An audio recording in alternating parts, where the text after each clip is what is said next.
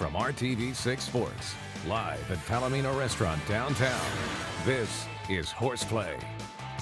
Week 2 of Horseplay, and good afternoon, everyone. Dave Furst, Jim Sorgi, Mike Chappell from the IndyChannel.com is also here this afternoon. We'll get you set for Week 2 of the NFL when it comes to the Colts. Anyway, Monday Night Football. It's fun. By the way, we're live at Palomino Restaurant, so come on by for lunch, too. A lot of folks have already done that. It's fun to walk around downtown. A lot of folks are already in their Colts gear. I've seen a lot of Jim Sorgi jerseys walking around downtown, a lot of 12 jerseys. So, what? I've only seen one in my entire life. Is the one I wore. What are you talking So about? only 12 jerseys. I see Jim Sorgi jerseys everywhere. You got to check the back. The back. What does it say on the back? It says Lucky Sorgi. Oh, it's luck. You know, I love the jokes at my expense.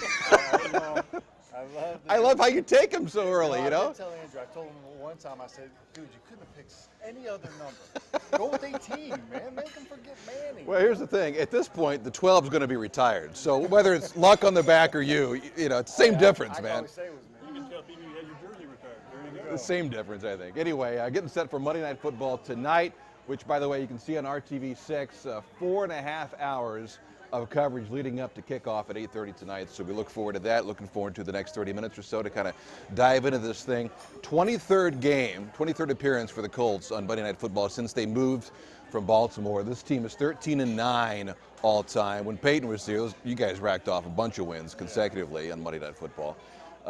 So it's going to be interesting to see what happens tonight. And you're right. With the teams I was on, we were on a lot of primetime games. We racked up a lot of primetime wins. But it was funny. I found out this week, this is only our second Monday night game here in Indy since 2006.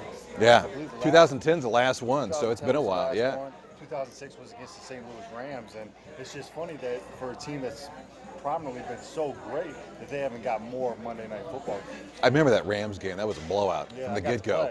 It It was such a blowout, he got to play. So It ended the blowout, didn't it start?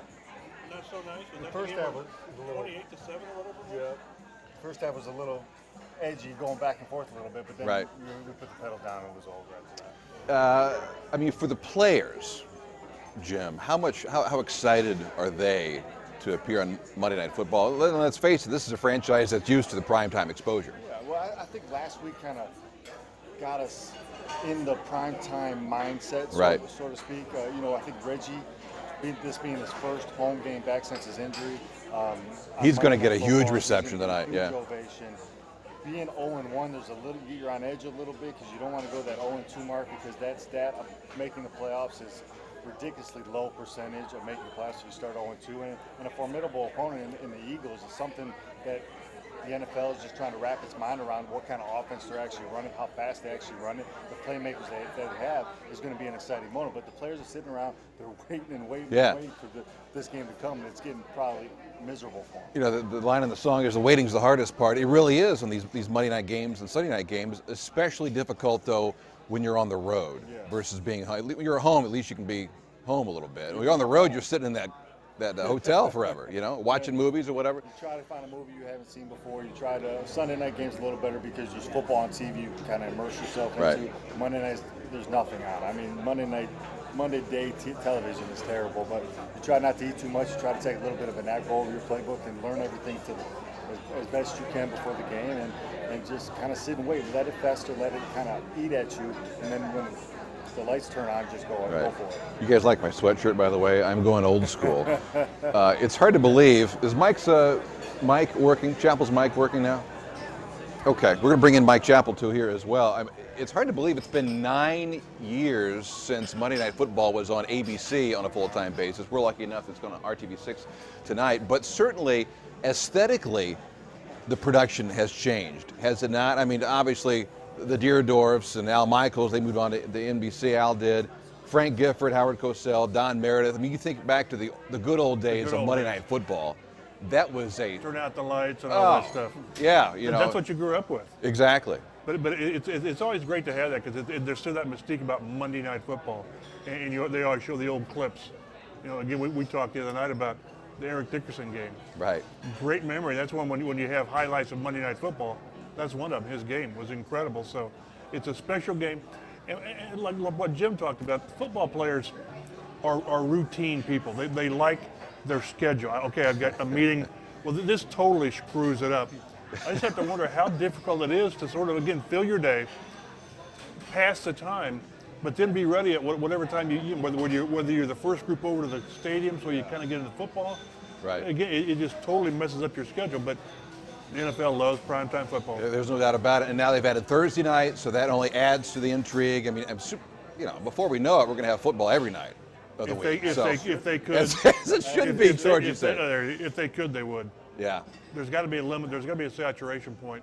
We've not reached it yet, but I think we're getting close. I think that's a great point because I think, and you and I may have talked about this a couple of days, I think NASCAR has reached the saturation point, and their ratings now have actually gone down a little bit, and I think that's something the NFL has got to keep an eye on. Well, I think there's a lot of stuff the NFL's got to keep an eye on. These rule changes and stuff like that, these penalties that are being thrown, trying to make it more competitive and this and that. You don't want to lose. You got the greatest sport in the world right now. Right. People love to watch it. People love to play it. But if you immerse it with too many rules and regulations and this and that and the time frames and put it on too much, people are going to stop watching it. And I think that's a problem that they're going to have to avoid. Sadly, there's a lot of off-the-field issues that's going on with the NFL. We may get into that here a little bit later if we have time, but stuff like that they got to keep an eye on too and try to clean up as well. Anyway, Brad Brown is also standing by over stage right, and it looks like there's someone else that we recognize as well. Who is that, Here's Brad? the thing. Everybody's downtown right now, Dave. I can't believe it either. Kevin Gregory. Look, Kevin Gregory's making an early cameo. In the wrong colors. What are you doing? Where are you? Don't worry. What are you wearing? Are you wearing green? He's got cathedral green on. That's Philly Don't green. worry. Is this post-game for Denver show or pre-game for the Eagles? We did post game last week. This is Yeah, we already pregame. covered that Hey, one. I'll just say it is hopping downtown already. Yeah. I mean, Georgia Street's alive. I almost had to pay $20 to park, but I kept looking. The Kevin And- Gregory discount. And most garages are full. Yeah. So it's a good sign. And I just looked at the app, our TV6 app. There's rain on the way. So bring your positive attitude, but still tailgate. Roof closed tonight, perhaps then. Absolutely. It's Yeah. only been open, 61 times out of 309 events now at Lucas Oil. So about Events. 19% About of a the time. fifth. All right, about That's a fifth. events. Okay, there you All go. right. Straight from the weather guy. Go get a different shirt, will you? There, yeah. Go put on some blue. Was it open somewhere? for the Notre Dame Purdue game? It was. Yeah, Saturday night it was. Beautiful sight. Phenomenal. Yeah. When they show you from the far view. Right, Beautiful. exactly. And they should mention on the broadcast too that we don't leave the lights on for every ballpark in downtown. That's the great thing with Victory Field. They have the lights on and everything Saturday night. I'm sure they'll do it again. Fans at home are wondering, do they always leave the lights on at these places or not? No. Yeah. Anyway, all right, let's get right to the lead of this game, and as the countdown continues towards tonight's Monday night matchup, what to watch for? Plenty of things to watch for in this game. How about Chip Kelly's offense for the Philadelphia Eagles? How about a quicker start for the Colts? The Colts need to get something going early in the first quarter. Luck, I thought this is an interesting line. Luck has never lost 2 straight games in his 2+ seasons with Indianapolis. And what about the Colts defense playing without Robert Mathis, without Jarrell Freeman?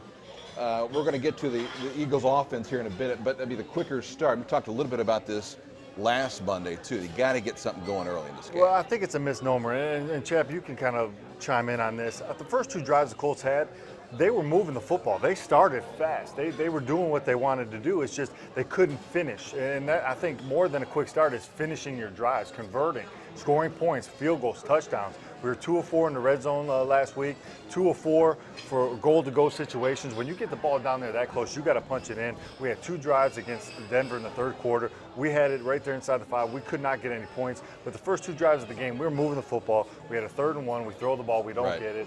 We missed the field goal. Delay a game, we got to punt the ball. Next drive, we do the same thing, almost get to midfield, we throw an interception. So I don't think it's so much as starting fast, but finishing a drive. I mean, we can move the football, we just got to put it in the end zone. Yeah, you wonder if they would have converted that field goal on the opening drive in Denver, how that may have changed things a little bit. Yeah, you know? again, it wasn't like they were faced 3rd and 12, 3rd and 13. They were having really favorable 3rd down situations. Right. And luck 3rd and manageable, as they call it. Flaner. Yeah. You just got to sustain drives, move the ball, put some pressure on the defense. That's going to be huge tonight because the Eagles are going to score points tonight. They simply are. They're built for that. They're going to do it. The Colts defense is a little bit vulnerable right now with Mathis and Freeman. Freeman is going to be a big loss. Yeah. But you get behind 24-0. before you know it, maybe 35-0. Yeah. Let's talk about the defense, too. Bjorn Werner, Eric Walden, these guys are going to have to step up now. Sadly, we found out last week about the surgery for Robert Mathis, now out for the season. Josh McNary's in now this week for Jarrell Freeman. We talked a little bit about this on Sports Extra last night. Here's a guy who spent a couple years in the Army. Yep. His service to our country. Now all of a sudden he finds himself on a pretty big stage. What are the nerves that he's going through in a situation like this, especially against an Eagles offense, which you know is going to bring it? Well, I think the stuff he's faced already in his life What can't amount to what he's going to Amen. face Yes, tonight, you know? and by no means am I trying to Right. flip the switch on that, but yes. Big stage for him. Big first start. Obviously, you want to get your first start.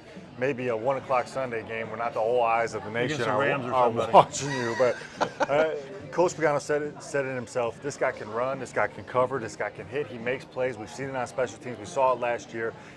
What I'm worried about is the time he's missed this season. I mean, he missed a lot of the preseason time. He only played in the 4th preseason game. Looked a little bit rusty. And then obviously had the game last week where he didn't get a whole lot of snaps on defense, just more special teams. So I'm hoping he's not as rusty as I think he's going to be missing that time in the preseason. Because again, he's going to cover tight ends. got That's good where, tight to me, that's where you're going to miss Jarrell Freeman. Julius Thomas had 3 touchdowns last week, and yeah. he beats Freeman, Quill Jackson, and Ron Landry. I thought Freeman had pretty good coverage on the one over the middle. But McNary's going to be tested.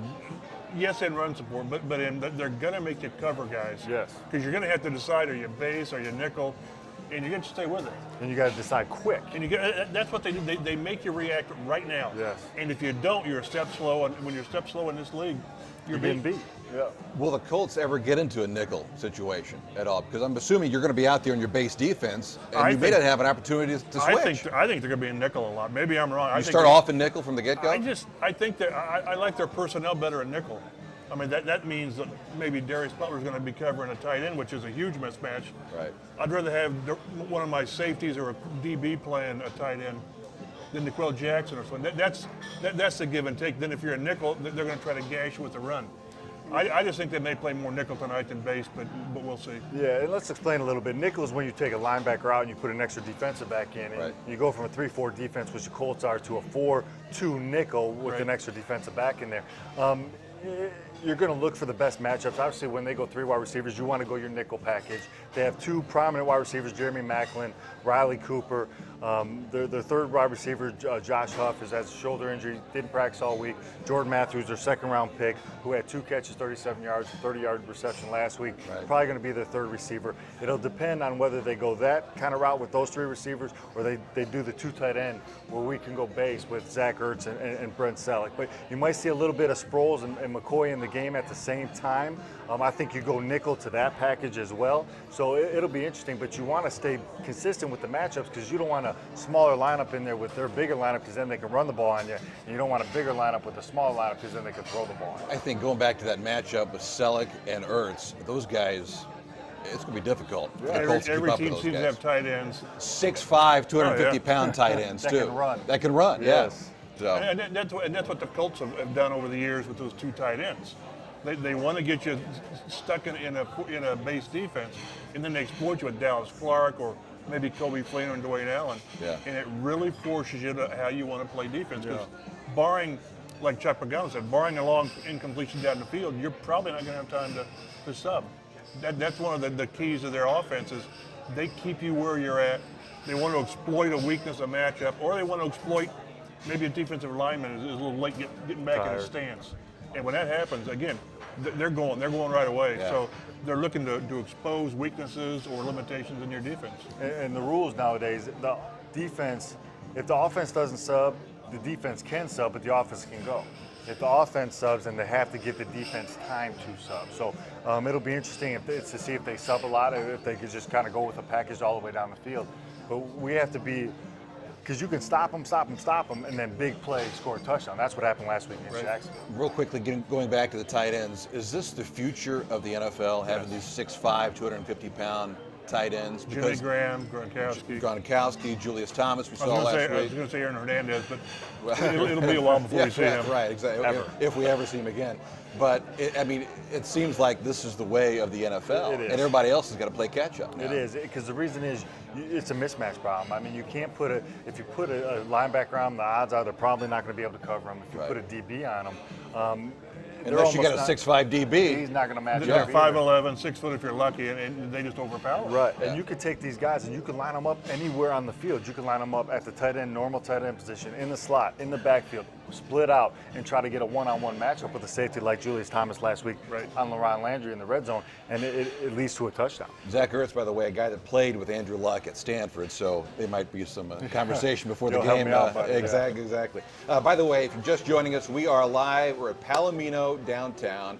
Our mobile cast is called Horseplay, and you can send us notes, questions, comments, or whatever. Hashtag Horseplay on Twitter. So we invite you folks that are watching us here this afternoon to do so. Let's get into what I'm calling a Monday afternoon quarterback question with Andrew Luck, and going back to the fact that here's a guy that has had 10 losses in the NFL in his brief 2-year tenure, 2.5 plus, I guess. And look what he's done after losses. He's 10-0, which is remarkable. Go back to last year, that Green Bay game, you may remember, that was the first game that Pagano missed with leukemia. He did it further on in the season. Last season as well, games against San Francisco, Denver, the Titans a couple times, Houston as well. Where does that come from as a quarterback?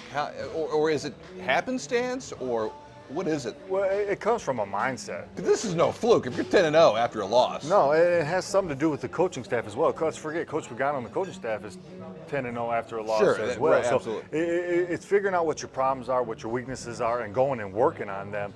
As you can see from those scores, though, we're not killing people. We're not blowing them out. Yeah, Right. exactly. And it's kind of been the MO of this team, not really putting a whole game together. They put a half together. They put a couple quarters together, maybe a 2-minute drive at the half or at the end of the game to get in a position to win the game or to tie the game and win it in overtime. But so if this team ever does put a whole game together, they're going to be dangerous. They're going to be really dangerous. But that means you're mad. You know there's problems to be fixed. You go to work the next week, you fix those problems, and you come out and you have that will, that determination that says we're not going to lose 2 in a row. We're not going to be that type of team, and it's worked so far. I think that's a good point. You got to throw in the coaching staffs in there. Bruce Arians, his first year, the way he fought back, and Bruce is still doing it, by the way, down in Arizona, right? Down at 2-0. So that's good. He was great to have around here. Yeah. He was great for Luck that first year. It's great to see Bruce having success like he is. 0-2, by the way, doesn't sound all that good. It's not good. On the flip side, I think it's 12% of the team that start. I saw that in your note on the EdenChannel.com. That's remarkable. Well, the Colts, if I had it right, the Colts have only made the playoffs once in their history. After being down. After being 0-2, and it was a strike season. Oh, is that right? So it's not a good idea. Again, it's a 16-game season. You don't have, have a 3-game losing streak. It's such a huge part of your season. This isn't baseball, where you can kind of die for a week and recover. So. And this schedule does ease up a little bit. I was going to say, the schedule's pretty favorable. You could go 0-2 and then maybe go 12-2 the remaining 14 games. You could. It's just, teams that you thought were going to be softer. Again, I always thought Houston would be better this year because of the quarterback play, and they will be. You still need to go 5-1 at worst in your division. Split with Houston, sweep Tennessee and Jacksonville.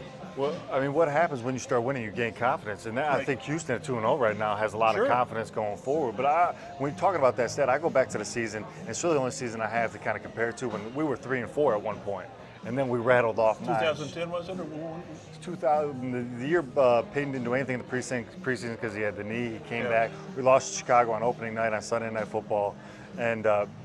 Which, by the way, was the first game at Lucas Oil Stadium that night. So first as well. Lucas Oil Stadium. I think it was right around 2008, maybe? 7 or 8. But we go 3-4 because it was after the Super Bowl year, wasn't it? Am I wrong on that? God, it all runs together. They run together. I thought New Orleans was after the Super Bowl season, but you're right. They opened up in New Orleans. You're absolutely right. So it was 2 years after that. But the point is, you go 3-4, you rattle off 9 straight, you go 12-4, and you make the playoffs. I still think New Orleans at 0-2 right now is probably going to make the playoffs.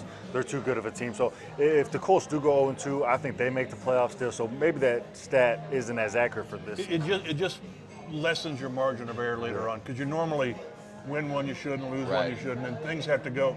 There's less room to kind of mess up in November or December. Right. But it's, again, I think the schedule is very conducive to coming back from 0-2. If they do that, I sort of expect them to win tonight just because they're home and they're going to feed off that crowd. And as long as they don't get gashed, because the problem with this defense, it plays really well. If you play 60 plays, it plays really well for maybe 55 plays. Right. And against this team, if you have that lapse, it's not a 15-yard gain, it's a touchdown with Sproles and the people they got. Yeah. That's the problem you run into. That's a great point. Once again, you are watching Horseplay here on theindychannel.com and on your smartphone, mobile device, all thanks to the RTV6 app. We welcome thoughts and comments. #Horseplay if you're on Twitter. And Brad Brown is standing by. I think you picked up a question, or a comment? No, I'm looking at the standings on this thing though, and the 2-0 teams that are only left at this point: Buffalo, Yeah. Cincinnati, Yeah. Houston, Denver, Carolina, Arizona. That's it.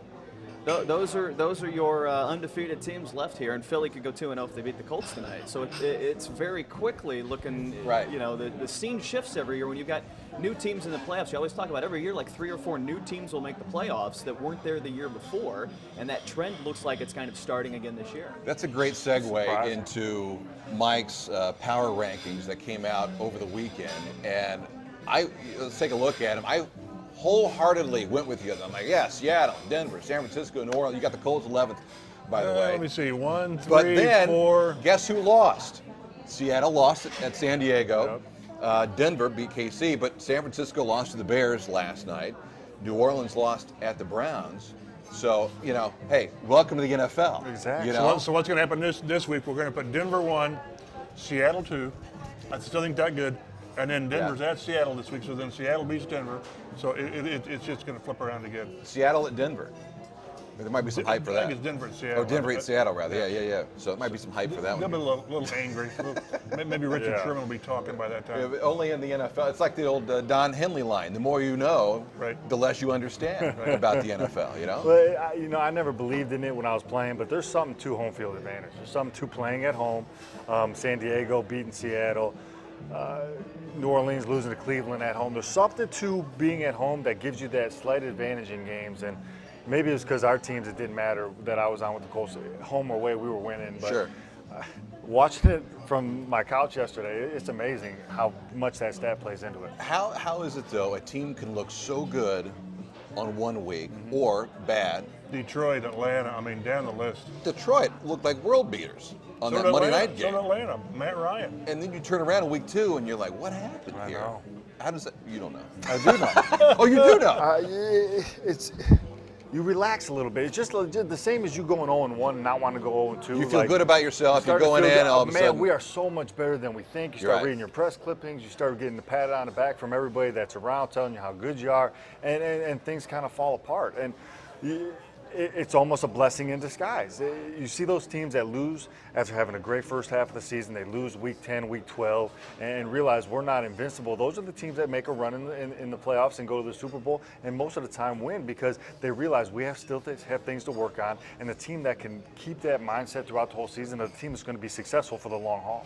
Let's go inside the numbers here. We talked a little bit about Philly and how spectacular they are, especially on offense. Here are the numbers that kind of back things up. Eagles' total offense. This goes back to last year because it's hard to tell after one game really what they're going to do this year. But this is last year, second in the NFL, the total offense. Passing offense ranked ninth. Nick Foles, by the way, last year had the best rating in the NFL, better than some guy named Peyton Manning. Rushing offense was first in the NFL. LaShawn McCoy led the NFL with 1,600 yards rushing last season. And what we're going to see tonight, and this is so remarkable, and I'm really looking forward to seeing this in person, is that after about 15 seconds go off the play clock, they're running the next play.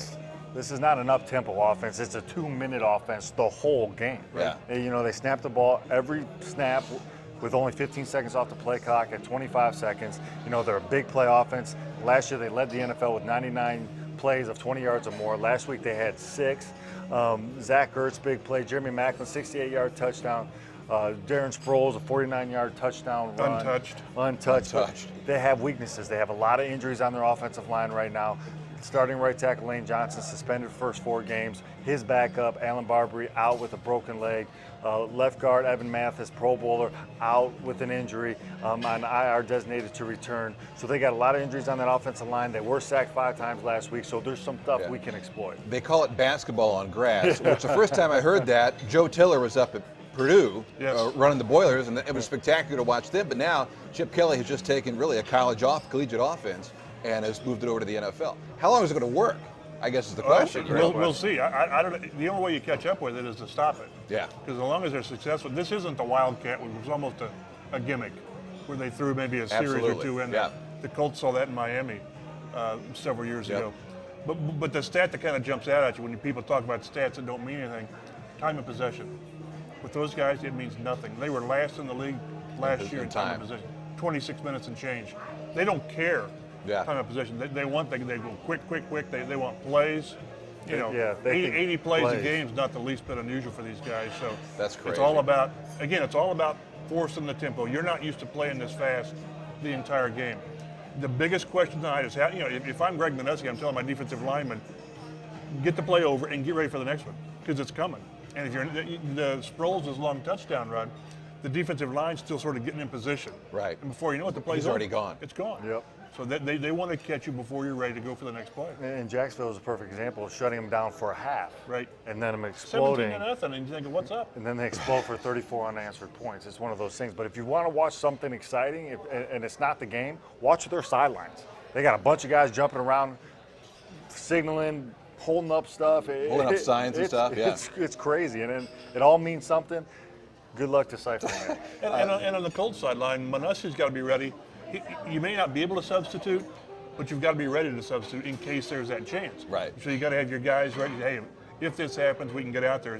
You've at least got to be ready for the chance to substitute. It's a whole cat and mouse game tonight. I think it's going to be a lot of fun to watch. You brought up Jacksonville. It does beg the question, what's next for the Colts? The next time we meet here on Horseplay, it will be 2 games in the books, and looking ahead to week 3. But anyway, Jacksonville is up next, and look at what happened to Jacksonville on the road at Washington. Kirk Cousins, by the way, came in for the injured RG3, got a dislocated ankle, so he got it done. But the Jags fall to 0-2.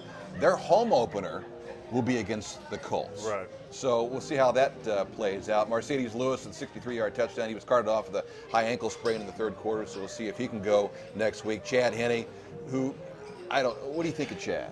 Is he going to be able to bring it against this team? He's a stopgap. There's nothing he can do really right now. They got so many injuries. Cecil Shorts hasn't played. Mercedes Lewis goes out. They've had other wide receivers suspended. Ace Saunders suspended.